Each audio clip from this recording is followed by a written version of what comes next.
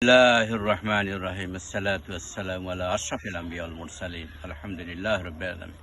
বিশ্ব মানবতার মুক্তির দূত, মহান মামুদের বন্ধু, ইহকাল পরকালের নেতা, সর্বকালের সর্বশ্রেষ্ঠ ব্যক্তি, যার আগমনে আরবের ধুলির ধরা হয়েছিল ধন্য। তাই আমাদের জাতীয় কবি নজরুল ইসলাম বলেছিলেন, দৈন্য এশিয়া, দৈন্য মক্কা, দৈন্য আরব ভূমি।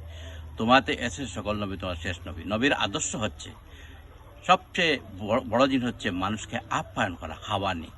একজন বেদুইন নবীর পাশে এসে বলল যে আমাকে সহজ দুইটি পন্থা বলা দেন, যাতে আমি সহজে জান্নাতুল ফেরদৌস যেতে পারি। তিনি বললেন যে সব সময় তুমি সালামের প্রচলন করবে। সালাম হচ্ছে করুণাময় আল্লাহ তাআলার জন্য। সালাম প্রচলন রাখবে এবং আত্মীয় স্বজন নিজে খাইবে এবং অপরকে খাওয়ার আপ্যায়ন করবে। এটা সবচেয়ে বড় জিনিস। আর মিথ্যা থেকে বিরত থাকবে। এটা হইল জীবনের সবচেয়ে, যদি পালন করো তাহলে সহজে তুমি ব্যস্ত যেতে পারবে।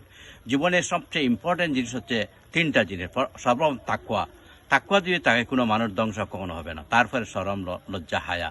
তারপরে তৃতীয় হচ্ছে প্রশাসন। প্রশাসন এমন এক জিনিস, যদি কোরআন হাদিসের ভিত্তিতে কোনো সংঘর্ষ বা বিপরীত না হয়, তাহলে যে কোনো দেশেই থাকো না কেন সেই দেশ প্রশাসনকে মানতে হবে। এটা একটা আইন।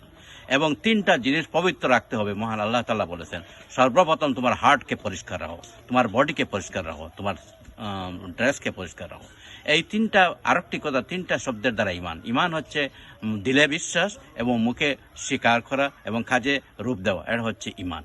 আর আমাদের তিনটে জিনিসটি বিরত থাকতে হবে, মিথ্যা থেকে, পরনিন্দা থেকে এবং চুগলখড়ি, কূটনীতি থাকতে হবে। তাহলে আমাদের জীবন সার্থক, সুন্দর হবে।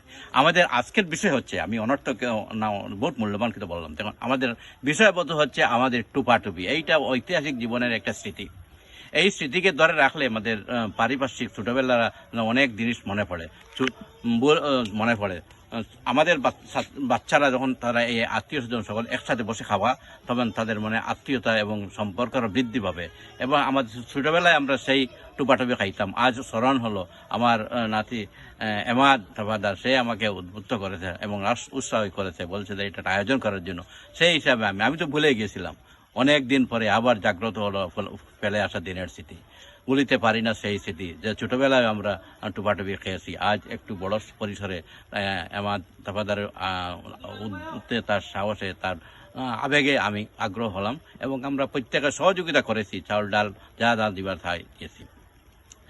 এই জন্য মনে পড়ে যে ছোটবেলার কথা আজ মনে পড়ে আমাদের। আমি এই বাড়ির ছোট চাচা ছিলাম, আজ সবাই একে একে বিদায় হয়ে গেছে। এখন আমি বড় হয়ে গেছি। আমার ইমিডিয়েট বড় ভাই এখন জীবিত আছেন, তবে তিনি বিয়ানীবাজার থাকেন। আর এখন আমি দ্বিতীয় ব্যক্তি। আমি দোয়া করি এই বাচ্চারা যাতে ভবিষ্যতে বড় হোক এবং এক অন্যের প্রতি শ্রদ্ধা, ভালোবাসা জাগ্রত থাকুক, এটাই আমি মনে করি।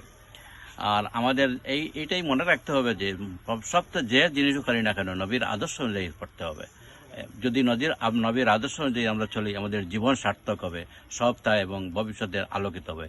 আমাদের জীবনের দুইটা দিন, ইহজগৎ পরজগৎ। ইহজগৎকেই আমরা বেশি গুরুত্ব দিয়ে থাকি, পরজগৎকে আমরা কম গুরুত্ব দেখি। কিন্তু আমরা পরজগতে গুরুত্ব দিয়ে হবে। আমাদের প্রতিটি every movement, every single time আমরা মহান আল্লাহ তাআলা আমাকে দেখতেছেন। এটা মনে রাখতে হবে যে আমি একজন মুমিন। আমি যাই করি না কেন, আমার একজন ক্রিয়েটার আছে, তিনি আমাকে দেখতেছেন।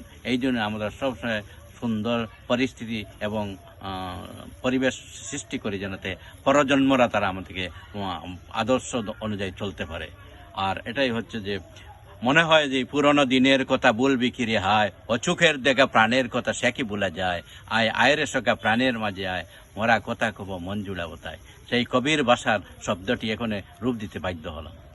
আমি আনন্দ করি এবং আর দীর্ঘায়িত করতে চাই না। মহান আল্লাহর কাছে দোয়া করি প্রতিটি শিশু যেন ভবিষ্যতে একজন সুনাগরিক এবং আদর্শবান মুসলিম হিসাবে জাগ্রত হয় এবং প্রতিটি জীবন যেন সুন্দর সার্থক হয়। এই দোয়া কামনা করতে এখানে বিদায় নিলাম। আসসালামু আলাইকুম ওয়া রাহমাতুল্লাহি ওয়া বারাকাতুহু।